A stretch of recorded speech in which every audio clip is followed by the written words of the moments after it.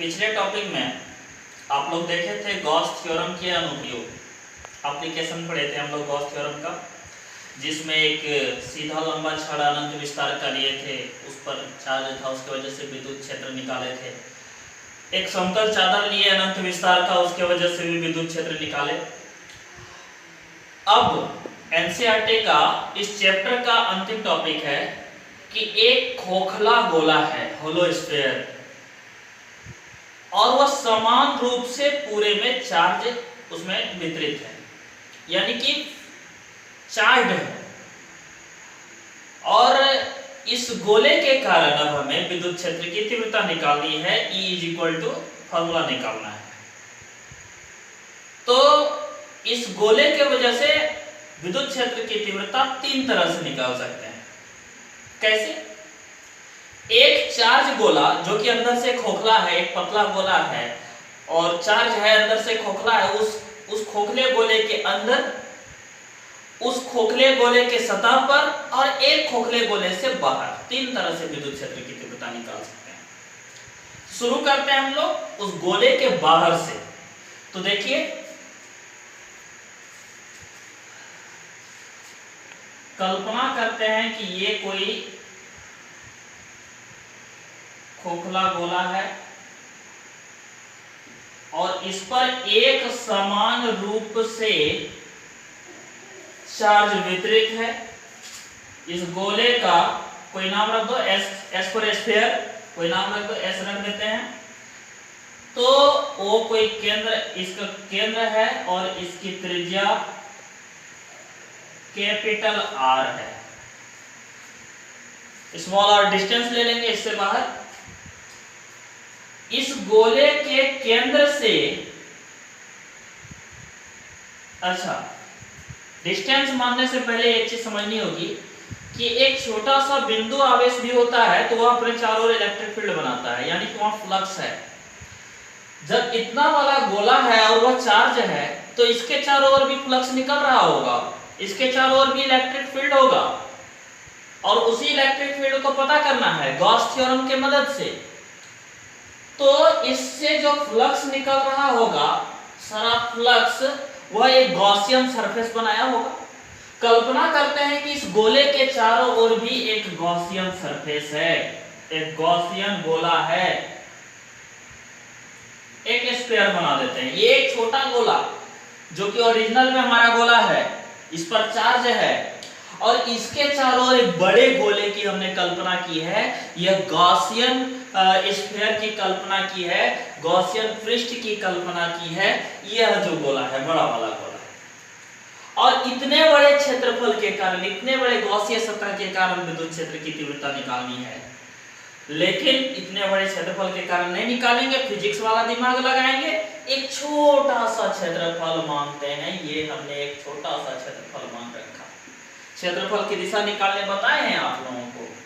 इससे r दूरी पर इसी क्षेत्रफल के अंदर हमने कोई पॉइंट P लिया है और इस पॉइंट से इस दिशा में विद्युत क्षेत्र की तीव्रता निकालनी है, और यही क्षेत्रफल की दिशा भी है, यानी कि dA वह छोटा क्षेत्रफल, ये जो माना गया क्षेत्रफल है, स्वल्पांश इसको बोलेंगे, यह dA है और इस dA की दिशा भी इस ओर है और विद्युत क्षेत्र की दिशा भी इसी ओर है। यही वाला विद्युत क्षेत्र का मान निकालना है, कितना आखिर है इस जगह पर विद्युत क्षेत्र का मान।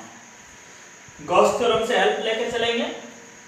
सबसे पहले इस गोले के बाहर हमने r दूरी पर यह पॉइंट P लिया है, स्मॉल r, छोटी r दूरी पर हमने कोई पॉइंट P लिया है और बाहरी बिंदु पर है, तो हमारा पहला पॉइंट बनता है, हाँ,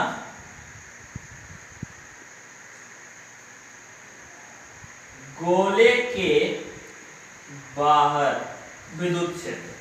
तो गोले के बाहर लेते हैं, स्टार्ट करते हैं अकॉर्डिंग टू गॉस थ्योरम। हम लोग जानते हैं phi E = Q/ε0। phi E का दूसरा भी फ्लक्स वाला फार्मूला है, vector E,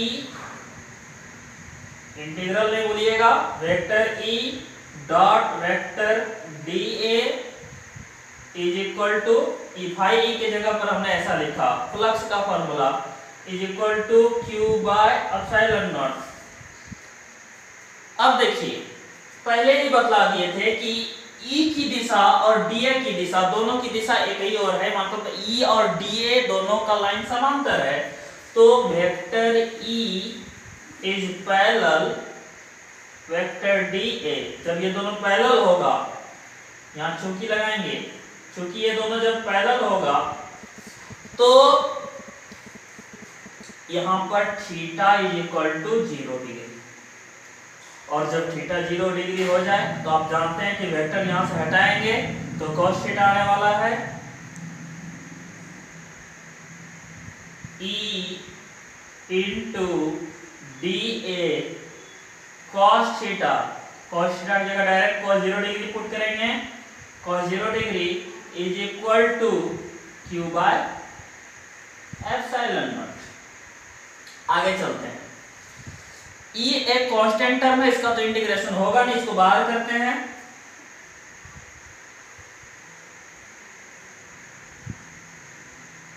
is equal to cos 0 degree का वैल्यू यहां 1 हो गया, q by epsilon naught e into DA का integral a is equal to Q by epsilon naught. ये जो a है, a पर एरिया, इस गॉसियन सतह का एरिया, यह जो गॉसियन क्षेत्रफल है इसका एरिया है ये। एक मिनट स्टॉप करना। इस बड़े गोले का क्षेत्रफल a पुट करते हैं, गोले का क्षेत्रफल is equal to a is equal to 4 pi बड़े गोले की त्रिज्या r square e into 4 pi r square is equal to q by epsilon naught. इस पूरे को उस तरफ ले जाएंगे, e इज इक्वल टू उस तरफ जाएगा 1 बाय 4 पाई r स्क्वायर था, रहने दीजिए अभी बाद में करते हैं, q बाय एप्सिलॉन नॉट। इसको बढ़िया से जरा रख देते हैं, लिख देते हैं ताकि पढ़ने में अच्छा लगे। Is equal to 1 by 4 pi epsilon naught, ये वाला epsilon naught into q by r square. ये हमारा हो गया फॉर्मूला विद्युत क्षेत्र का, जो कि गोले से बाहर, इस चार्ज खोखले गोले से बाहर कोई बिंदु P पर, इस P पर E का मान। अब इसको सदिश रूप में भी लिख सकते हैं, vector E is equal to 1 by 4 pi epsilon naught into q बटे r square into r to the. ये सदिश रूप में ये फॉर्मूला। कंडीशन नंबर 2 तब आता है जब हम ये जो बिंदु P लिए हैं गोले से बाहर, यह गोले के ही सतह पर ले लेते हैं, गोले से बाहर नहीं। ये देखिए गोले के सतह पर ले लेते हैं। तो अभी जो हम बिंदु P लिए थे, बिंदु P की दूरी कितनी थी? छोटी r। अब यहाँ बिंदु P की दूरी छोटी r अगर हम देते हैं तो देखते हैं कि अब एक ही गोला है, एक ही गोले की तो बहुत सारी त्रिज्याएं होती है, लेकिन सब असमान दूरी की तो होगी नहीं, सारी तो समान दूरी की होगी। तो जितनी ये त्रिज्या उतनी वो भी त्रिज्या। तो यानी कि यहाँ कंडीशन देखते हैं, इस स्थिति में क्या देखते हैं कि ये स्मॉल r और कैपिटल R दोनों इक्वल हो गया, यानी कि ये दूरी पॉइंट P की जो दूरी बहुत दूर तक थी वो दूरी घट करके हमारे गोले की त्रिज्या जितनी आ गई। तो यही वाला फॉर्मूला जिसको हम इक्वेशन 1 मान के चलिए, या इसको इक्वेशन 1 मान लीजिए, गॉस थ्योरम वाले को, और ये इक्वेशन 2 रखना है। ये एक अच्छा फॉर्मूला है, एक अच्छा व्यंजक है, इसलिए इसको एक इक्वेशन मान के चलेंगे। इस पर बहुत सारा न्यूमेरिकल्स भी बन सकता है। तो ये जो E इज इक्वल टू हम लोग पहले निकाल चुके हैं विद्युत क्षेत्र का, उसी सूत्र पे बिठा देंगे आगे। इस स्थिति में क्या देख रहे हैं, capital R is equal to small r, दोनों इक्वल हो गया, दोनों डिस्टेंस अब जब दोनों डिस्टेंस इक्वल हो जाता है तो समीकरण 2 में हम लोग देखते हैं, समीकरण 2 से क्या देखते हैं, E is equal to 1/4πε0 into Q बटे इस वाले r स्क्वायर के जगह हमारा डिस्टेंस घट करके कितना हो गया है, जो ओरिजिनल रेडियस था हमारा गॉसियन सरफेस का रेडियस नहीं, जो हमारे गोले का रेडियस था वह कैपिटल R पर स्क्वायर। अब देखिए क्या होता है कि यहाँ पर Q है और हम आप लोगों को बड़ी अच्छी तरह से इससे पहले वाले टॉपिक में बतलाए हुए हैं कि चार्ज का वितरण तीनों डायमेंशन में 3 तरह से होता है, लीनियर, सरफेस और volume. Linear charge density, surface charge density और वॉल्यूम चार्ज डेंसिटी। तो यह एक सतह है, गोला है, कोई लाइन नहीं है, वृत्त नहीं है, ये गोला है। तो गोला पर सरफेस चार्ज डेंसिटी काम करेगा, यानी कि बताए हुए हैं sigma is equal to Q by A. Charge पर unit area is equal surface charge density.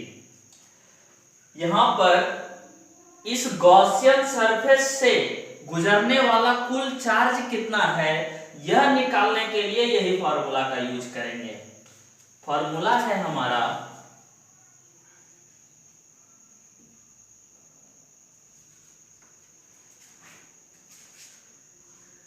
Sigma is equal to Q by A. तो Q is equal to cross multiply sigma into A for area of this sphere. तो इस sphere का जो क्षेत्रफल होगा sigma into 4 r square. ये जो हमारा ओरिजिनल स्फीयर है इसकी रेडियस कैपिटल R है, ध्यान में रखिएगा ये सब चीज। ओरिजिन ये कैपिटल R स्मॉल r में बहुत सारे स्टूडेंट कंफ्यूज करते हैं। यहाँ समझना है कि स्मॉल r जो हम डिस्टेंस लिए हैं वो हमारा रेडियस नहीं है, और रेडियस है भी तो गॉसियन सरफेस का रेडियस है। वो जो काल्पनिक गोला हम लोग माने हैं, कल्पना किए हैं कि वहां एक गॉसी सतह है, हालांकि है लेकिन वो काल्पनिक गोला है। अब देखिए Q इज इक्वल टू इतना, Q का यह मान यहां पर रखते हैं, हालांकि आप यहीं पर रख सकते हैं, इसको डायरेक्ट लिख सकते हैं। ये जो हम इधर साइड लाइन में किए हैं साइड लाइन का चीज है, आप डायरेक्ट भी लिख सकते हैं बीच में, कोई बड़ी बात नहीं है सब। E is equal to 1/4πε0 into Q के जगह पर sigma into 4πr square, sigma into 4πr square by नीचे r स्क्वायर। कैंसिल जो हो रहा है कर दीजिए, r स्क्वायर कैंसिल, यहाँ 4 कैंसिल, क्या बचा, कुछ नहीं। E इज इक्वल टू 1, ऊपर तो सिग्मा है, सिग्मा बाय एप्सिलॉन नॉट। ये छोटा सा फॉर्मूला आता है। तो देखिए यहां भी एक चीज समझने लायक है, यहां कहीं डिस्टेंस का चर्चा नहीं है, हम लोग ध्यान रखेंगे इस चीज को। ऑब्जेक्टिव क्वेश्चन यहां से निकल सकता है कि एक होलो चार्ज कंडक्टर से जो दूरी लिया जाता है वह दूरी डिपेंड नहीं करता है उसके सतह पर जब भी लेते हैं। अब दूरी तो सब जगह सतह पर समान ही होगी, सतह पर जब गोला है तो सतह पर सारा डिस्टेंस समान होगा, सारी त्रिज्याएं समान होती है। तो E is equal to sigma by epsilon naught. अब तीसरी कंडीशन, तीसरी जो स्थिति है वह यह है कि आप गोले के अंदर बिंदु लेते हैं P। ये जो P था पहले बाहर लिए, अब सतह पर लिए, और एक बार अंदर लेकर के देखते हैं अंदर क्या होता है। तो अंदर कोई बिंदु P ले लेते हैं, समझिए जरा सा बात को। यहां पर लॉजिक है, अगर आप लॉजिक करें, दिमाग लगाएं तो समझ में बिल्कुल बात आ जाएगी। लॉजिक क्या है कि जहां चार्ज होता है वहां से फ्लक्स निकलने शुरू होते हैं चारों तरफ, हर ओर, हर दिशा में। जहां चार्ज ही नहीं होता है वहां फ्लक्स नहीं निकलेंगे। और E is equal to flux की बात होती है, जहां विद्युत क्षेत्र आपका आता है वहां फ्लक्स की बात होती है। Phi flux is equal to E into D A, ये सब फॉर्मूला है हमारा। तो जहां पर फ्लक्स ही ना हो, चार्ज ही ना हो, वहां इलेक्ट्रिक फील्ड कैसा? ये जो हमारा खोखला गोला है, साफ दिया हुआ है क्वेश्चन में कि गोले के ऊपर चार्ज वितरित है, तो गोले के अंदर तो कहीं चार्ज है नहीं। अब जब गोले के अंदर चार्ज नहीं है तो वहां फ्लक्स कहां से? फ्लक्स नहीं तो इलेक्ट्रिक फील्ड कहां से? इसलिए E इज इक्वल टू 0। आप लिख सकते हैं कि there is no charge in the sphere या under the sphere, so there is no flux. अब वहां पर कोई फ्लक्स नहीं है तो चार्ज इलेक्ट्रिक फील्ड जो है वो शून्य हो जाएगा। इस तरह से तीनों कंडीशन में हम लोग निकालते हैं इस खोखले गोले के बाहरी सतह पर और आंतरिक ये तीव्रता निकालने सीख गए। 2020 के स्टूडेंट के लिए 2021 में जो 2020-21 के जो स्टूडेंट है जो कि 21 में एग्जाम देंगे, उनके लिए क्वेश्चन बड़ा इंपॉर्टेंट है। 3 साल 4 साल से नहीं पूछा गया है, हो सकता है इस बार पूछ दे। ठीक है, हो गया।